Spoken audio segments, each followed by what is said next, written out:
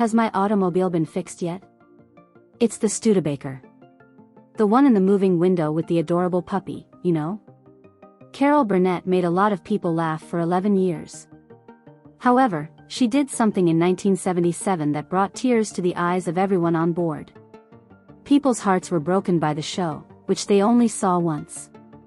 Some considered it to be shrewd. Carol never saw it again, despite the fact that it received numerous accolades. Not once in 47 years. She thought it was too real. The sketch was so realistic that she couldn't bear to see herself in it. What prevented America's greatest woman from accepting her own performance? She was born in San Antonio, Texas, and her birthday is April 26, 1933. From the beginning of her life, she experienced anguish. Her parents were unable to care for her because they were both heavy drinkers. Her father was employed at a movie theater, but he was unable to hold the position for very long. Her mother was absent and drank as much as her father. Later, both would pass away from drinking-related ailments. Carol was a baby, yet she understood what it was like to be dropped. Over nighttime stories, the individuals who were meant to love her the most had chosen bottles. Carol soon discovered that smiling could protect her from breaking in this scary and lonely environment. After her parents failed to raise her, she was raised by her maternal grandmother, Mabel White. In 1940, they relocated to Hollywood from Texas. However, a red carpet was not prepared for them. They were in a tiny room in a dilapidated boarding home with other broken individuals, drug addicts, mentally sick people, and welfare recipients who were clinging to hope while starving. Their meager weekly income of $20 was insufficient for food, let alone a dream. Carol gave Mabel affection, which she had never experienced before. She was impoverished, but finally safe. Carol came up with an escape plan in the midst of the mayhem. She created Karen, a fictitious twin sister.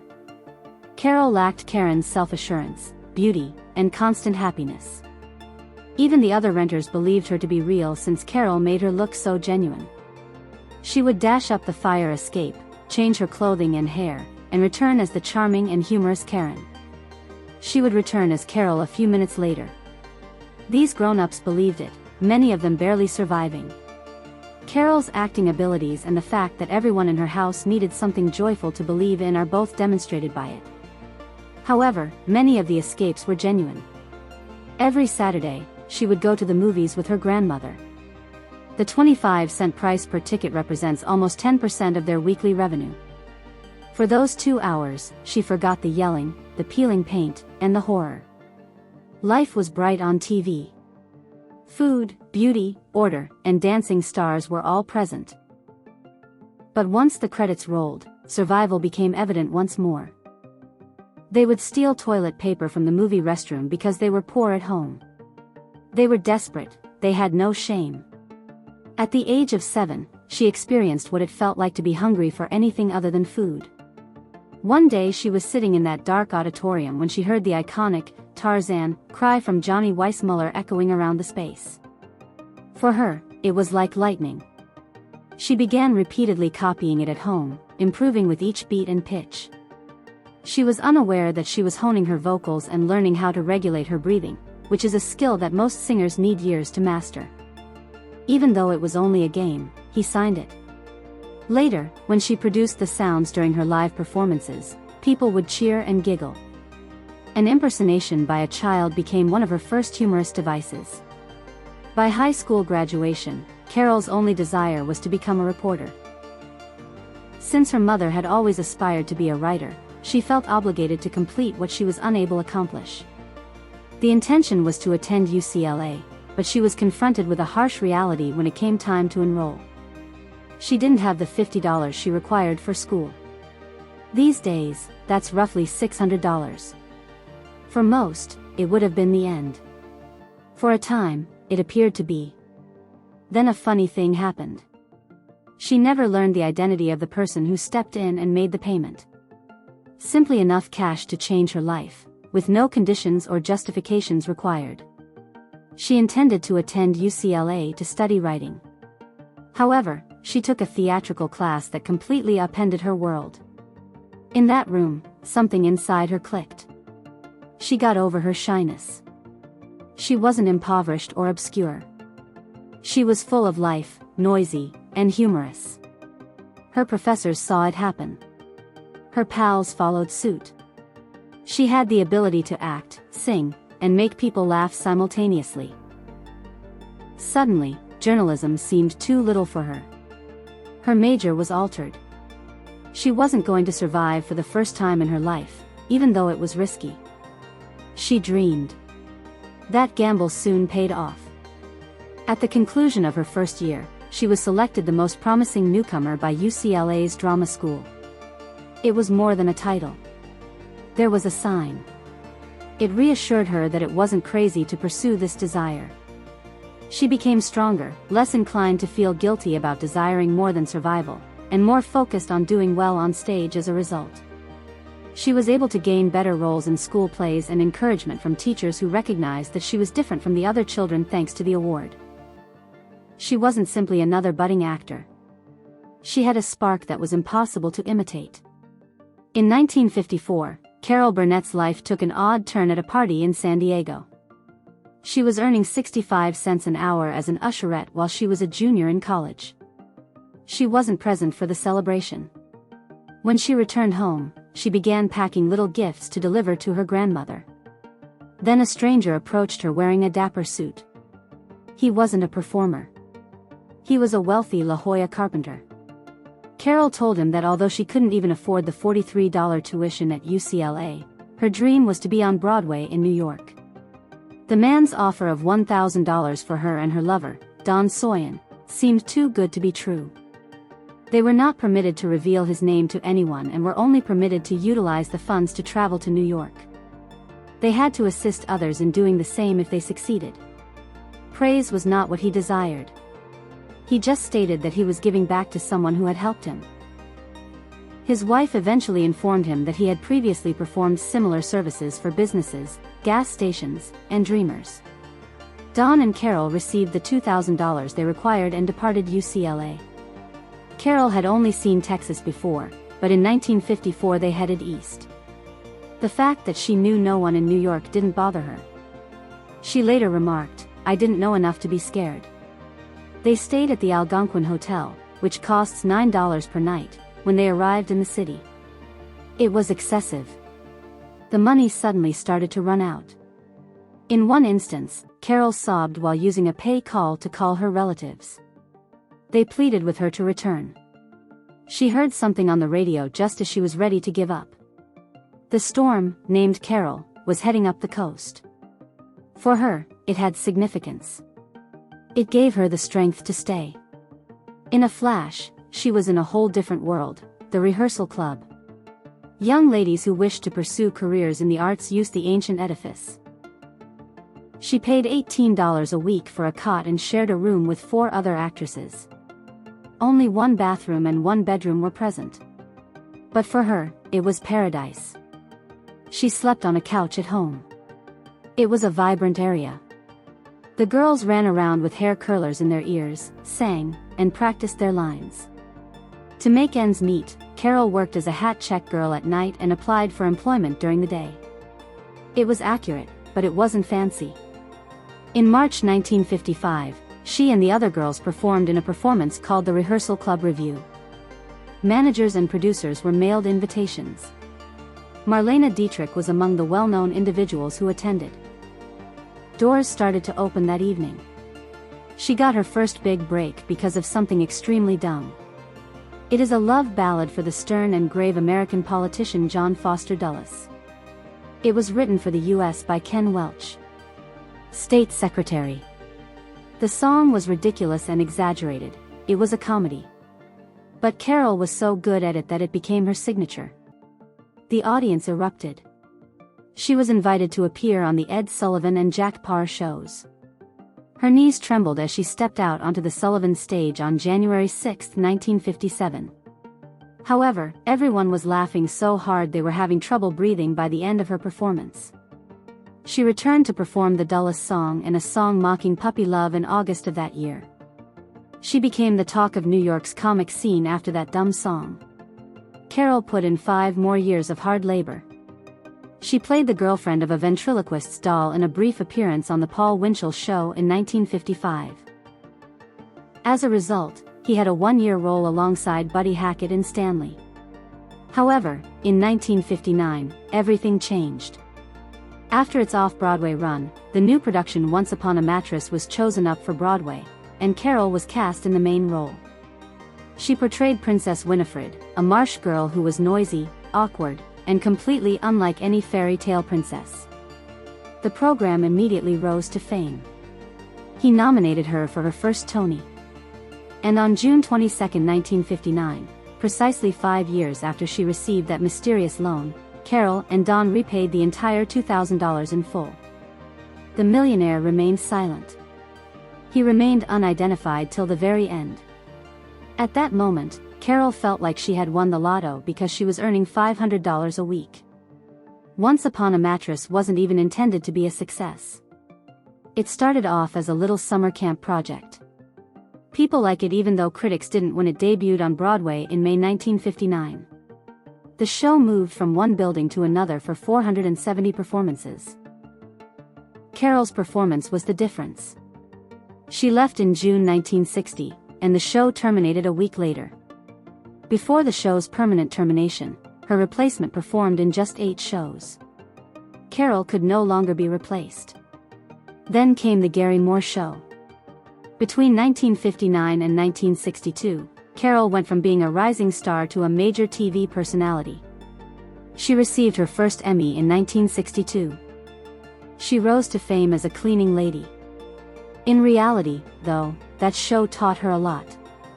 The live audience exchanges that would later become a hallmark of the Carol Burnett Show were sparked by Gary Moore's spontaneous Q&A sessions with the audience. Other well-known celebrities who began their careers on the show include Jonathan Winters and Don Knotts. One of the most significant comedies ever was that one. It took place between 1950 and 1967. Carol learned a lot about risk-taking, time, and character. In 1962, another incredible occurrence took place, this time at Carnegie Hall. It was unclear to CBS whether or not to allow her to perform with Julie Andrews. They claimed Julie wasn't well known enough and Carol was on TV every week. However, the two executives in charge, Oscar Katz and Michael Dan, noticed Carol unable to get a cab one evening following a company function. She joked that she might be taken home by a truck driver instead. A pickup arrived shortly after and offered to drive her home. They attributed it to fate. The program was approved. At Carnegie Hall, Julie and Carol won 3 major honors, including an Emmy. Columbia Records even released a soundtrack that peaked at number 85 on the charts. What followed, however, was far superior. The Carol Burnett Show revolutionized television when it debuted on September 11, 1967. Nobody believed Carol could get past that barrier. The Carol Burnett Show ran weekly for 11 years, from September 11, 1967, until March 29, 1978, with 30 million viewers. It was greater than good. History was made. Such a large number of people have never viewed so many performances. It became more than just enjoyable. It existed. Time magazine even ranked it among the top 100 TV series ever. It received a rating of 17 from TV Guide. It was ranked number 23 by Variety. It was that large. But it was more than simply numbers. The show revolutionized television. One of the variety shows featured live comedic skits for the first time in front of a studio audience. That aesthetic contributed to Saturday Night Live's current state. Carol Burnett also accomplished a number of novelties. She wasn't just another celebrity because she was among the first female hosts of a variety program. At a time when most TV shows were run by males, she broke the boundaries and allowed many women to work in comedy. Every day and at every moment, the presentation was excellent. Every week, whether it was on Monday evenings at 10 p.m., people watched it. Or on Saturday evenings after that. Regularity isn't very strong most of the time. It was not just fans who noticed. Over the course of its 11-year existence, the Carol Burnett Show received 25 Primetime Emmy Awards. Yes, 25. The honors weren't all in one location, as it were. The event took home awards for Best Choreography, Best Script, Best Vocals, and Best Variety Show. Harvey Korman won 4 Emmys for his own fantastic supporting parts in 1969, 1971, 1972, and 1974. In addition, he received 4 awards, 3 for playing and 1 for authoring. Even the show's final season, which concluded in 1978, was a huge success and took home numerous accolades, including Best Variety Show. It didn't stop there. Carol Burnett received 2 Golden Globes for Best Actress in a Comedy or Musical in 1977 and 1978. Additionally, from 1975 to 1978, the program was selected as the most popular comedy show for 3 consecutive years. It became evident that it was the greatest TV program after it won so many honors. Most variety shows haven't even come close since then. But it wasn't all cheers and grins behind the scenes. In the 7th season, Harvey Korman came dangerously close to leaving the show. That week's visitors included singer Petula Clark and Tim Conway. They are among the kindest individuals in the entertainment industry. But Corman wasn't feeling it. He was irate and impolite during practice. Carol Burnett usually doesn't let things go, but this time she won't. She asked him what he was doing by himself after the show on Friday night. Corman responded bluntly, saying, "I'm not happy here at all." He then struck her in the face with the changing room door. That was it. He called his agency and fired him. Over the weekend, however, Corman had a change of heart. He requested another opportunity. Burnett consented, but he had one request. He did what she said, "I want to see you skipping and whistling down the hallway at CBS on Monday morning." He started to whistle and skip as soon as he stepped off the elevator on Monday morning. Burnett remained on the show until the 10th season, laughing so much that he had a sign created for his door that said, "Mr. Happy-Go-Lucky." Then came Tim Conway. In Conway, there was a wild card. During practice, he had a rule that you should never push yourself too hard. He saved his finest quips for the live performances, but it didn't worry him. He once remarked, "Some of it comes on the spur of the moment, and some I keep in the back of my mind." As a result, every performance was distinct and unheard of. As Harvey Korman once put it, he never does anything the same way twice. Conway's mayhem was most famously depicted in a family show skit during The Elephant Story. He related a long, ridiculous story about a circus elephant. While he went on and on, Dick Van Dyke, Carol Burnett, and Vicki Lawrence did everything they could to remain in character. But as time went on, the story became more bizarre and humorous. By the end, even Vicki Lawrence had lost it. Everyone on set laughed out when she responded with a phrase that was so unexpected. "Are you sure that little is through?" he questioned, and Conway burst out laughing. Moments like that, which were unplanned, unvarnished, and honest, were the show's core. However, not every scene was humorous. In 1977, Carol Burnett was deeply agitated by something. It was inspired by one of the frequently appearing sketches, The Family. She was Ununice Higgins, a depressed woman whose aspirations and hopes had been crushed. The sketch previously included chaos and comedy, but this time they tried something else. There were no jokes or exaggerations, it was just suffering. The name of the show was The Gong Show. Ununice believes she will finally become famous by singing about her feelings on a talent contest. Instead, she is ridiculed by the judges. One of them was played by real-life game show presenter Alan Lutton. Burnett performed admirably. No amusing movements or accents should be used. Everyone on the squad was on the verge of tears by the conclusion. At the time of its airing, the episode was still very powerful. As the lights went out, it gradually shifted away from Ununice's weeping face. There was only pain, no laughter, no music. People were taken aback. Although it was well received, Burnett never saw it again. It was too real.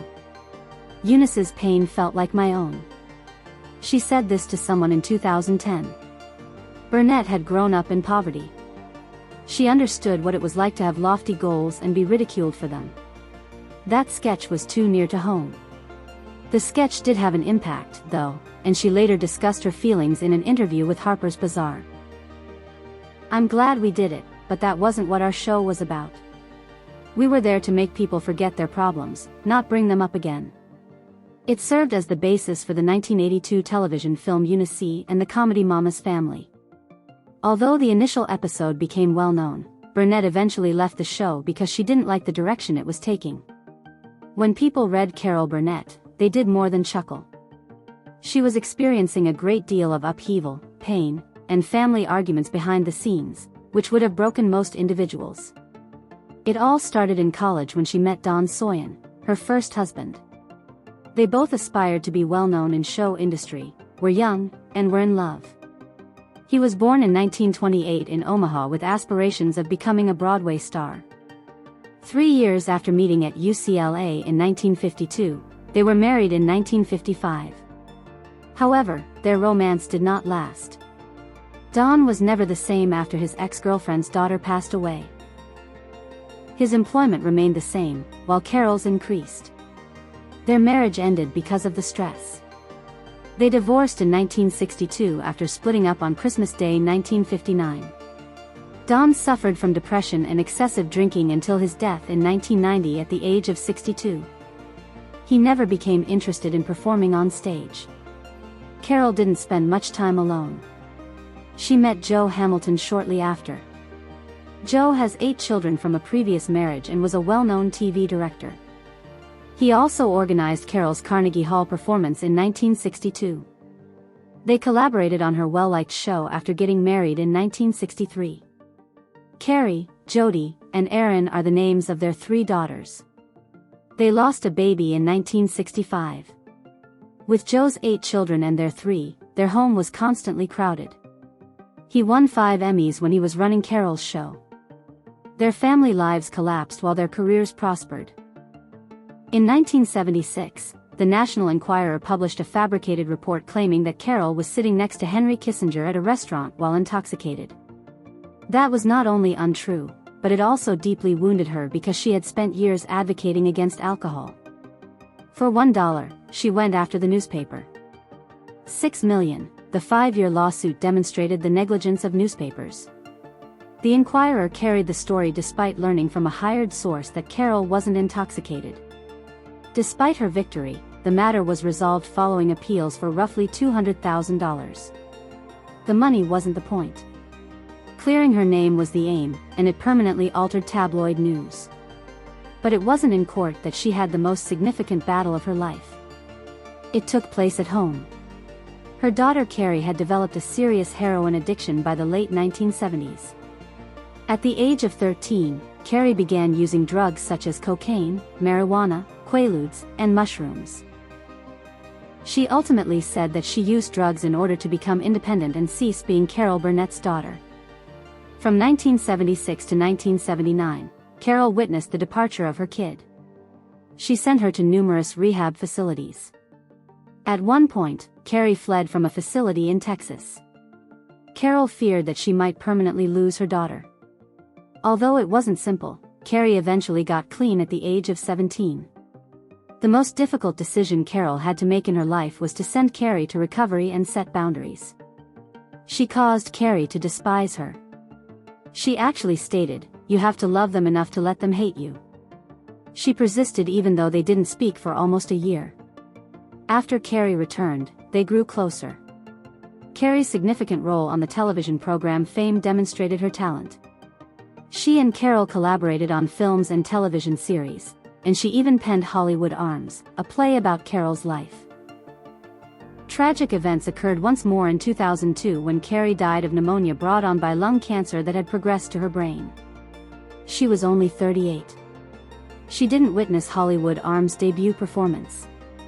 Carol's second marriage ended in 1984, but despite the heartbreak, she continued because "I owed it to Carrie."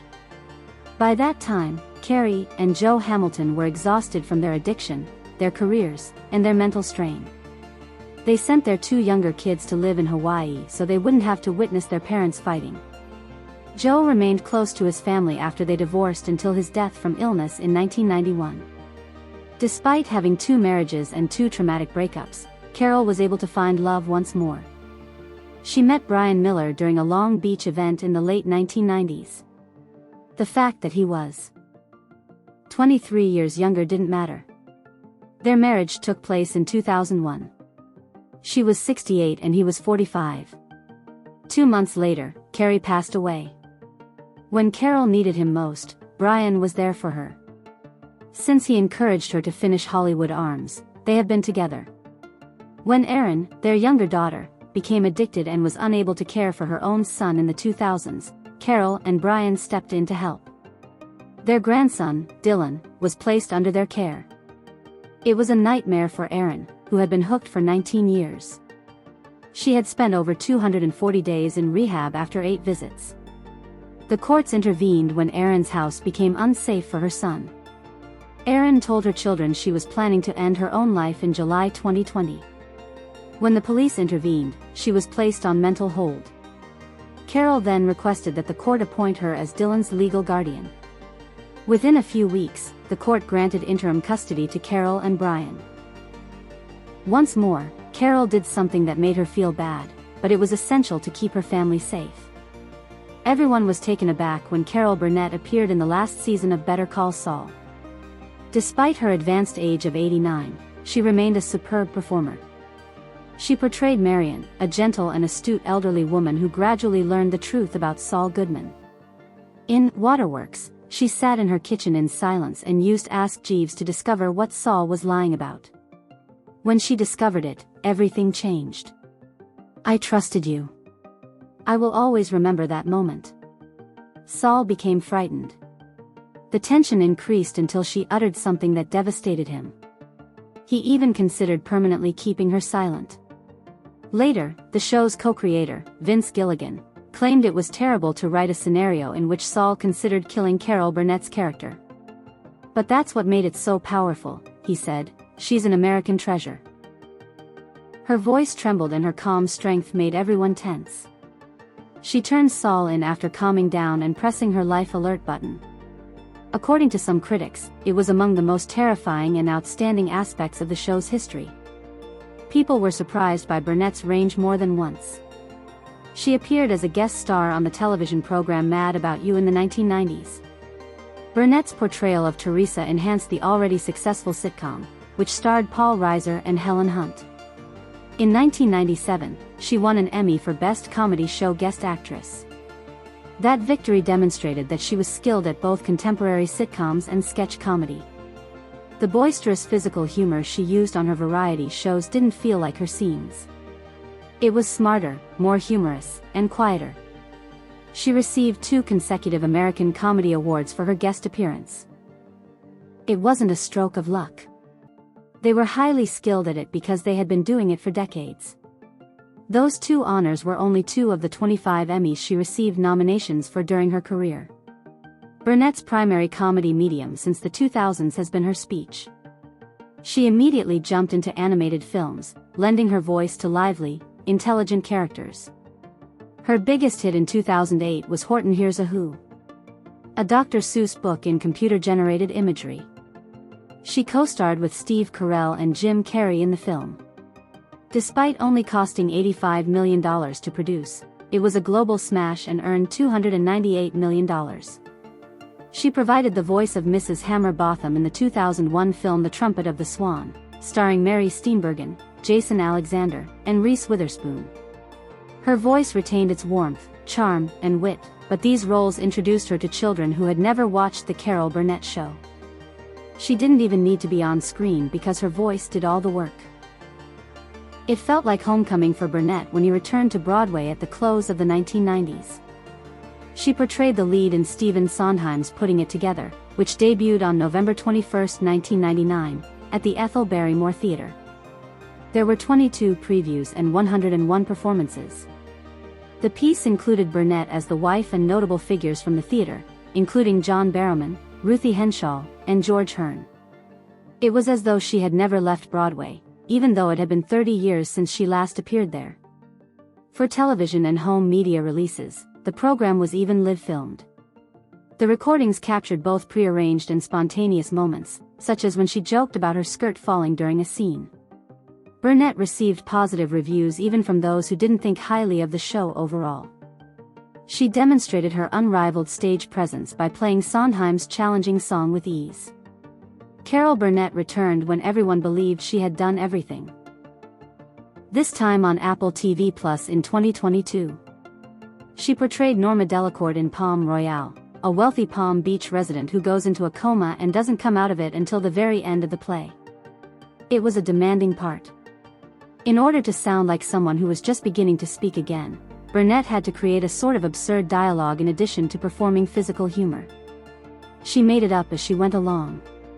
It's difficult to improvise at that level, regardless of age. Burnett, however, was 91.